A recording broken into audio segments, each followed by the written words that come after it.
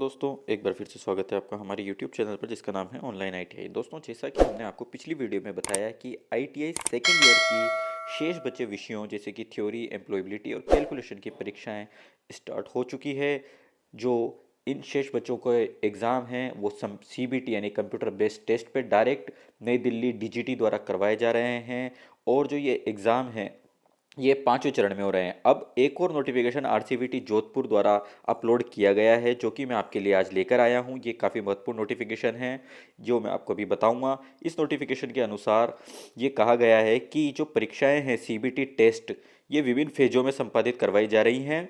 4 चरण की परीक्षा समाप्त हो चुकी है और पांचवें चरण की परीक्षा 28 जनवरी से 29 जनवरी को संपन्न होगी। अब इसमें आगे की जानकारी ये बताई गई है कि परीक्षा के लिए जो परीक्षा शुल्क जमा कराने का जो लिंक है वो 2 से 3 दिन पहले भेजा जाएगा और उस लिंक के अनुसार फीस जमा कराई जाएगी।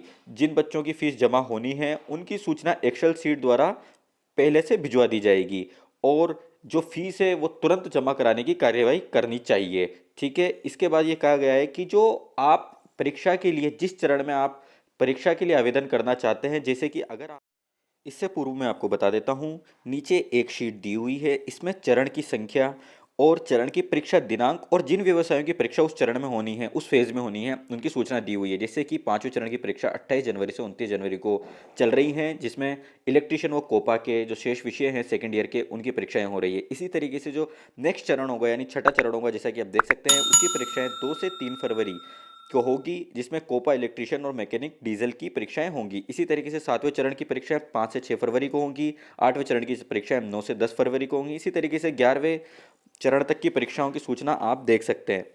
अब आप इसमें देख सकते हैं कि किस किस चरण में किस किस विषयों की परीक्षाएं होंगी दी हुई हैं। तो दोस्तों, ये जो विभिन्न चरण हैं इनमें विभिन्न प्रकार की दिनांकों को परीक्षाएं होंगी। इन जो परीक्षाओं के लिए आपको जो फीस जमा करानी है उसके लिए 2 से 3 दिन का समय दिया जाएगा। उसकी फीस जमा आप जिस चरण के लिए कराओगे उसकी सूचना आपको एक्सेल से आपकी संस्था को भिजवा दी जाएगी। उस अनुसार आपको उस चरण के लिए आवेदन करना है। जैसे कि मान लीजिए आपका नाम आता है छठे चरण के लिए परीक्षा आवेदन करने का, जो कि 2 से 3 फरवरी को परीक्षा होनी है।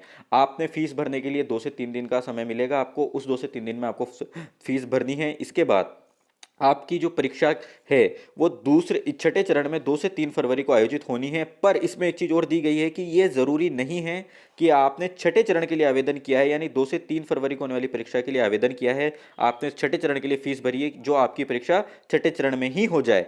हो सकता है कि जो संसाधन की उपलब्धता है यानी कंप्यूटर इंटरनेट की उपलब्धता है वो कम हो, प्रशिक्षणार्थी जो परीक्षा देने वाले हैं वो ज़्यादा हो। इस स्थिति में जो आपकी परीक्षा है वो छठे चरण में न होकर 7वें व 8वें चरण में भी हो सकती है।